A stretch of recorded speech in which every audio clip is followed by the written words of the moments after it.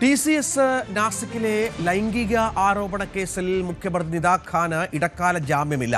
സംസ്ഥാന സർക്കാരിന്റെയും പ്രത്യേക അന്വേഷണ സംഘത്തിന്റെയും നിലപാട് അറിഞ്ഞ ശേഷം തീരുമാനമെടുക്കാമെന്ന് കോടതി വ്യക്തമാക്കി.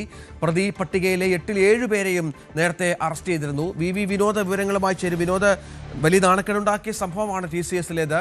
ഇതുമായി ബന്ധപ്പെട്ട് നിർണായകമായ പല വിവരങ്ങളും പുറത്തു വരുന്നുണ്ട്. ഓരോ ഘട്ടത്തിലും കൂടുതൽ പീഡനങ്ങളുടെ, ബുർക്ക ധരിക്കാത്തതിന്റെ പേരിലുള്ള അധിക്ഷേപങ്ങളുടെ, ലൈംഗിക അതിക്രമങ്ങളുടെയൊക്കെ കാര്യങ്ങളാണ്. ഇപ്പോൾ എന്താണ് ഏറ്റവും പുതിയ വിവരങ്ങൾ? സർക്കാരും കോടതികളുമൊക്കെ ഈ വിഷയത്തിൽ കാര്യങ്ങൾ കളിപ്പിക്കുന്നുണ്ടോ?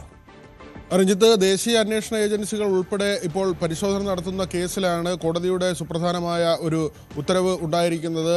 കഴിഞ്ഞ ദിവസം വൈകിട്ടോടുകൂടിയാണ് ഈ ഉത്തരവ് വന്നിരിക്കുന്നത്. അതായത് ഈ കേസിലെ 8 പ്രതികളിൽ ഒരാളായ വനിത ആ ഓഫീസിലെ HR വിഭാഗത്തിൻ്റെ മേധാവിയാണ്. ഇവർക്ക് ഇടക്കാല ജാമ്യം നൽകണമെന്ന ആവശ്യമായിരുന്നു നിദാ ഖാന്. എന്നാൽ ഇടക്കാല ജാമ്യം നൽകാൻ കഴിയില്ല എന്ന നിലപാടാണ് കോടതി സ്വീകരിച്ചത്. മാത്രമല്ല, ഇവർ അന്വേഷണ സംഘത്തിന് മുന്നിൽ ഹാജരാകണം എന്ന ഒരു നിർദ്ദേശം മാത്രമല്ല, സംസ്ഥാന സർക്കാരിൻ്റെയും അന്വേഷണ സംഘത്തിൻ്റെയും തീരുമാനം അറിഞ്ഞ ശേഷം ഇടക്കാല ജാമ്യം നൽകാമെന്നതിൽ ഒരു തീരുമാനമെടുക്കാമെന്ന തലത്തിലേക്കാണ് കോടതിയുടെ തീരുമാനം പോയത്.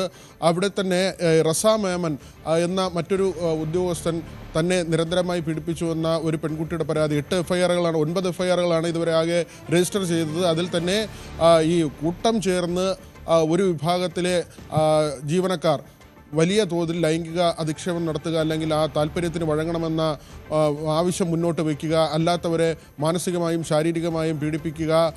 ആസിഫ് അൻസാരി എന്ന മറ്റൊരു ഉദ്യോഗസ്ഥനെതിരെയും ഈ തരത്തിൽ പെൺകുട്ടിയുടെ പരാതിയുണ്ട്. ഈ 9 FIRകളിൽ ഒരു FIRലാണ് ഈ ഇത്തരത്തിലുള്ള പരാമർശങ്ങൾ, മറ്റ് ജീവനക്കാരെക്കുറിച്ചുള്ള പരാമർശങ്ങൾ കൂടിയുള്ളത്. നേരത്തെയും ഇത്തരത്തിലുള്ള പരാതികളിൽ ഇങ്ങനെ ഒരു വിഭാഗം ജീവനക്കാരെക്കുറിച്ച് മതം മാറ്റം ഉൾപ്പെടെയുള്ള കാര്യങ്ങൾക്ക് പ്രേരിപ്പിച്ചു എന്ന തരത്തിലുള്ള ആക്ഷേപങ്ങൾ ഉയർന്നിരുന്നു. ഏതായിരുന്നാലും ഇപ്പോൾ ദേശീയ വനിതാ കമ്മീഷന്റെ അന്വേഷണം ഇക്കാര്യത്തിൽ തുടരുന്നുണ്ട്.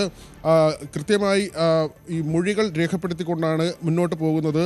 Nashik city police commissioner Sandeep കാർണിക്കിനെ കണ്ട് ദേശീയ വനിതാ കമ്മീഷൻ കാര്യങ്ങൾ വിലയിരുത്തിയിട്ടുണ്ട്. ബോംബെ ഹൈക്കോടതിയിൽ നിന്ന് വിരമിച്ച ജസ്റ്റിസ് സാധന ജാദവ്, മുൻ Haryana DGP BK Sinha, supreme കോടതി അഭിഭാഷക മോണിക്ക അറോറ, ദേശീയ വനിതാ കമ്മീഷനിലെ സീനിയർ കോർഡിനേറ്റർ ലീല ഭട്ടി എന്നിവരുടെ അടങ്ങിയതാണ് ഈ ഒരു ദേശീയ വനിതാ കമ്മീഷന്റെ നേതൃത്വത്തിലുള്ള ഒരു സമിതി പ്രവർത്തിക്കുന്നത്. ഈ സമിതി വളരെ പെട്ടെന്ന് തന്നെ റിപ്പോർട്ട് വനിതാ കമ്മീഷൻ സമർപ്പിക്കാനാണ് തീരുമാനിച്ചിട്ടുള്ളത്. ഏതായിരുന്നാലും രാജ്യത്തെ ഞെട്ടിച്ച ഒരു സംഭവമാണ്. ഇതിൽ തീവ്രവാദ ഇടപെടലുണ്ടോ, മറ്റ് സാമ്പത്തിക ഇടപാടുകളുണ്ടോ, അങ്ങനെയുള്ള മറ്റ് രാജ്യങ്ങളിൽ നിന്നുള്ള സാമ്പത്തിക സഹായം ഇത്തരത്തിലുള്ള മതപരിവർത്തനത്തിന് വേണ്ടി, ആ ശ്രമങ്ങൾക്ക് വേണ്ടി വന്നിട്ടുണ്ടോ തുടങ്ങിയ കാര്യങ്ങളാണ് NIA അടക്കമുള്ള ദേശീയ അന്വേഷണ ഏജൻസികൾ ഇപ്പോൾ പരിശോധിക്കുന്നത്. രഞ്ജിത്ത്, വി വിനോദ് വിവരങ്ങൾ പങ്കുവെക്കുകയാണ്. ഇതിന്റെ കൂടുതൽ വിവരങ്ങൾ, വിശദാംശങ്ങൾ കൂടി നമുക്ക് ലഭ്യമാകേണ്ടതുണ്ട്.